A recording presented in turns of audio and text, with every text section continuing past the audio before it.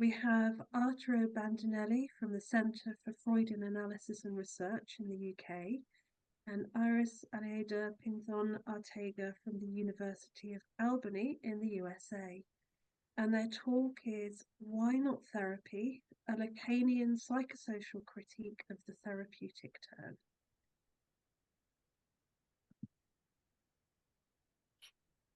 So okay. Just Hi, everyone. Hi. Yeah, as we sort out the slides, I'll just do the thanking. I thank Del and Liz for hosting us today, and for everyone to attend, and Manu for the very intriguing presentation. I look forward to reading the part on Freud as well. So I think we can all agree that a quick scroll through social media platforms nowadays illustrates the extent to which the language of therapy has permeated the everyday lives of contemporary subjects. Bite-sized videos on topics like being an anxiously attached girl, understanding depression, or how to set boundaries at work reach millions of views. Beyond digital spaces, therapeutic ideas also influence classrooms, policymaking, and workplaces. Despite unequal access to mental health provisions, both the UK and US have seen increased engagement with these services, both public, less and less, obviously, and private or third sector.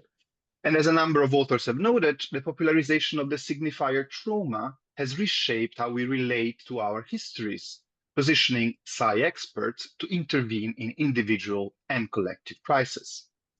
This multifaceted social phenomenon has been broadly termed the therapeutic turn.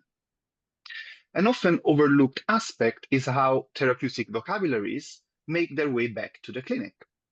In our practice, patients frequently employ psychotherapeutic notions to describe their suffering.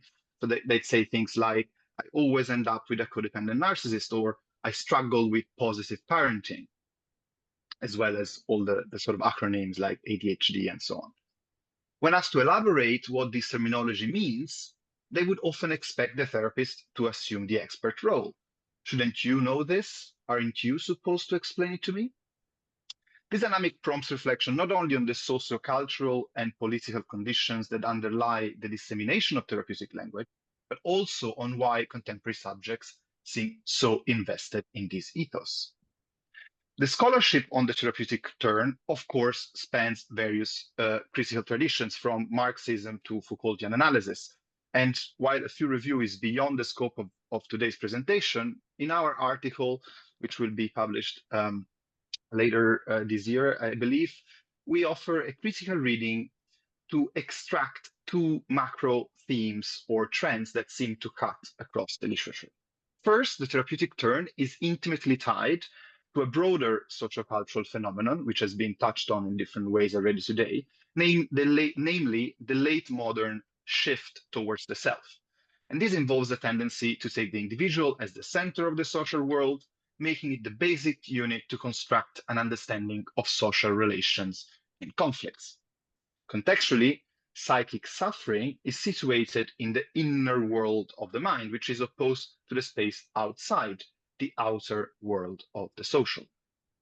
The second point is that the therapeutic turn involves the expansion of clinical knowledge systems beyond their clinical setting. In particular, to explain psychologically and neutralize therapeutically sociosymbolic contradictions typical of our contemporary predicament. So in the rest of the presentation, we will put forward some ideas from Lacanian and psychosocial literature to try and challenge the therapeutic turn from within.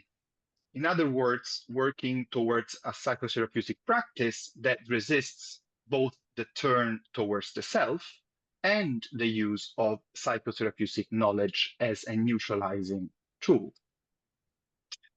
So, to begin with, let us note that the turn towards the self is constructed on a number of spatial distinctions between things like inner and outer, self and other, individual and society. But rather than trying to resolve the tension in one direction or the other, towards social or psychological understandings, for example, we could question whether we are actually dealing with two separate fields. to opposite sides, to distinct camps, or whether a different kind of spatiality may not serve us better. As part of his return to Freud, French psychoanalyst Jacques Lacan strived to construct a different spatial model of the mind, replacing the Freudian topographical approach with a topological one. Now, topology is interesting because it investigates the logic of space, the formal qualities that allow for a certain spatial configuration to exist. To offer an alternative model to the inner-outer duality used to describe the relation between self and other, or subject and other, Lacan introduces the figure of the Möbius strip.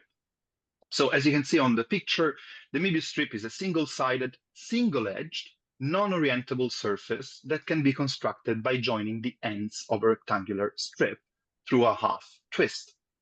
As we travel on the surface, after 2 loops, we will eventually return to where we started. And yet at any given point, we have the sense that there exists another side from which the edge of the surface separates us. But this is actually only an illusion created by the torsion affecting the surface. So you have to sort of imagine a little ant sometimes is imagined as walking along the surface. What the single edge of the surface separates us from is not a different face, not another side, since there is only one, but a void, a hole, a gap. Outside the clinic, the psychosocial scholarship in the UK, as it was briefly mentioned by Dell in his introduction, has recognized the potential offered by the Möbian topology to question the distinction between psychic and social domains.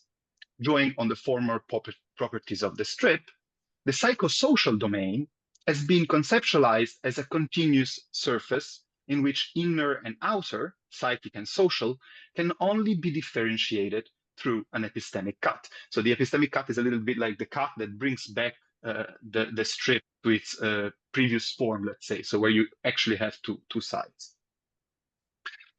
Now, the subject implicated therein, what we can call the psychosocial subject, so we're going to the next slide, I think it is thus neither a social nor a psychological entity, nor is it merely divided between psychic and social components.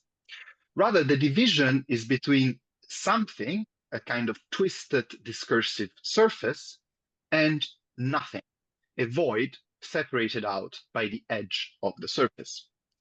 This understanding counters the psychological tendency to individualize suffering, as well as the sociological one to reduce it to its social determinants. Instead, this topology suggests that psychic suffering is an edge phenomenon, arising at the border between knowledge and its limits, between discourse, what can be articulated by language and the symbolic, and here language should be understood in a broader sense, not just speech, and the unspeakable or unsayable, what in Lacanian terms it's defined as the real. I think we had also a brief case vignette, but maybe I'm aware of time, so maybe we can return to that in the questions, and I just pass it over to Iris to continue, and then we'll see at the end if we can bring that in. Thank you, Arturo. Good morning, everyone. In relation to the second core theme of our article, it relates to the proliferation of expert knowledge beyond clinical settings. Outside the clinic, psychotherapists increasingly engage with a broad public. As you may be familiar with, they are invited to spaces that range from daily TV shows to courtrooms, often adopting the ambivalent status of experts and moral guides. For instance, while they are seen as providers of neutral knowledge, they also bear the responsibility of instructing on values that should ultimately lead to so-called positive change. However, as Illouz has noted, the therapeutic ethos is based on a circular logic, and it's an endless quest for an idealized self. In this process, knowledge plays a key role, since understanding oneself is deemed necessary to gain mastery over the same. Consequently, psi expertise operates on the principle that more is always better. Or, as Madsen describes it, it is a scarcity we cannot get enough of. Contrary to this logic, Lacanian epistemology emphasizes the limits of knowledge. It implies paying more attention to what disturbs or what is absent from a body of knowledge than to the themes that give it consistency. Inside the clinic, this entails resisting the urge to provide insights or explanations. For instance, if the analyst complains about not being able to commit to positive parenting, the analyst's job is not to educate in the correct application of principles or techniques, nor it is to simply pinpoint the reasons why the analyst might be so fixated in this idea. Instead of confirming the utility of expert knowledge or simply dismissing it, an alternative is to return to the analysant some of the seemingly unquestionable statements of this authoritative body of knowledge, helping her to relativize and deneutralize its status. In this way, embracing the stance of not knowing allows the analysant's own knowledge to emerge. Interestingly, Castambide highlights that this Lacanian emphasis on known knowledge aligns with contemporary decolonial perspectives in psychotherapy, advocating for cultural humility over cultural competence. Cultural competence suggests that the therapist knows the analysant's identity ahead of time, while cultural humility remains closer to a not-knowing stance that we've been describing, open to how the analysant threads their identities, values, and experiences. It's important to clarify that the Lacanian approach doesn't aim for an idealized objectivity or an unbiased perspective that explains suffering purely through psychological, relational, or sociocultural lenses. Instead, it necessitates a flexibility to entertain these possibilities without becoming fixed on them in a rigid way.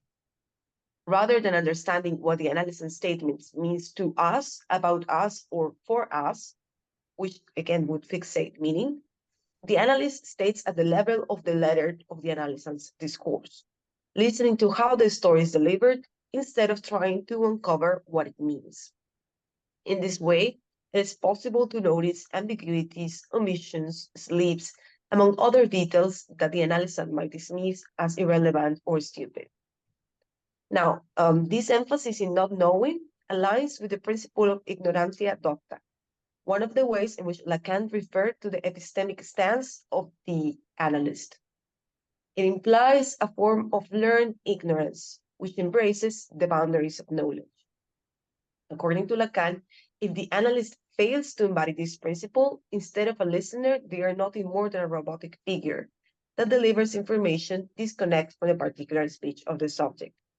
However, renouncing the position of expertise proves more challenging than one thinks, since those who visit us are expecting a solution to their suffering. From the outset, the analyst is put in a position that Lacan referred to as that of the subject supposed to know. Overlooking this demand, by insisting that we possess no knowledge, risks dismissing the analysant.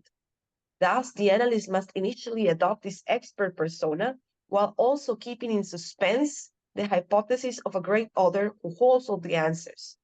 By playing dumb, echoing the analyst's words, deploying silence and ambiguity, precisely to work against understanding. Outside the clinic, this epistemic stance warns practitioners against turning psychoanalytic knowledge into a prescriptive doctrine, a blueprint for action, or a one-size-fits-all policy. Instead, following Freud, its logic is that of a critical discourse that is committed to returning subjects to what I cannot know. As such, the analytic process implies encountering over and over the limits of knowledge, a process that produces more questions than answers. While some might view this perspective as a reluctance to commit to action, it actually resists the closure of the political arena, opening a space for an ongoing dialogue. Let us conclude. You know, there's 4 minutes left. But that includes questions. Yeah. Oh, should we, Arturo, what do you think? Should we just leave it for questions, or can I still conclude? Yeah, I mean, we have the conclusion on the slides. I mean, it's just a recap really of what we said. So maybe it's easier with question if anything was unclear. Or... Lovely. Thank you, both of you. So we do have just under 4 minutes for questions Again, if anyone wants to unmute their mic and just talk, or to raise your hand on Zoom.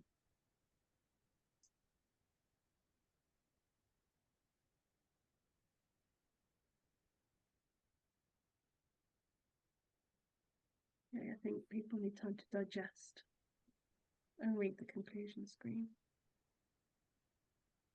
Well, if I might say something briefly, I don't think I've fully digested what's going on here. I feel I could just chew on this talk alone for the rest of the day. You know, it's kind of, and even the same with Manu's. But I might say, just to speak from a place of a bit of mind confusion, if we're talking about getting away from us as experts, as therapists, and just sort of being not anti-knowledge, but not trying to come in with knowledge of our own, which will mean we risk presupposing something about what's going on for a person, which strikes me as quite phenomenological, really. But you're also putting forward that model of the mind, which I don't think I really understood it very well. I don't think I took on board the Möbius model, and also this edge phenomenon. You're putting forward theory at the same time as well, which you're suggesting, I think, will help us understand people. So for me, that seems to be working against. That seems to be working against each other. Do you know what I mean? There seems to be some knowledge that you're suggesting that we take on board, maybe as a way of seeing people differently, but also you're saying we should get away from being experts. I'm wondering what you might think about that, because I'm a bit confused, I suppose. But maybe maybe I've not got it. No, I think it's a great question. Should I take this? I think it's a great question. I think it's not an easy thing to do. But I think there are two different levels. There is a level in which you need a conceptual framework to orient a practice. And that they should work as hypotheses. And hypotheses are there in order to be contradicted by clinical practice. So you are coming in order to orient the work. And that does not mean that, you know, when someone speaks to you, you're thinking about maybe a strip or about topology. You're trying to construct a model also of the mind. In this case, specifically the topology of the Möbius strip, which is a bit paradoxical and counterintuitive, but it allows to not think about social and psychic domains as separate, but as continuous. Even though when you are in a specific point, that you might feel like we're talking about something internal to the person rather than external. I think I would just say that it's your view that we should start with a concept. We could, in other words, you're saying we should start with a theory. I don't know that everybody would prescribe to that. I don't prescribe to that. Maybe. To what? Well, maybe it's the model of the mind, which you seem quite enthusiastic about. Maybe I need some time to understand it a bit better. But going in with the presupposition, essentially, is what you're saying. It's hard to get away from the risk of presupposing things about people if we're leading with theory, I think. But that's just my thoughts. I might be. Can I just say, it's not just your thoughts. There's a very good paper by Rolf Sundet and others, Bo, I think it is, about how this assumption that having a kind of epistemology to bring to therapy is a good thing. And that's sort of being challenged by that you don't necessarily, that you can just actually bring in an ethic of care, for instance, which is sort of getting a lot of traction at the moment. Okay, lovely. Thank you so much. We've reached 11 o'clock. And actually, I think the points that have been raised it would be really valuable to bring them to our small group discussions later on this morning. But in the meantime, thank you both, Arturo. Can't get my words out. Arturo and Iris. We will have a break now for 10 minutes, so we'll be back at 11:10 for our next speaker, Sally Parslow. I'll see you then.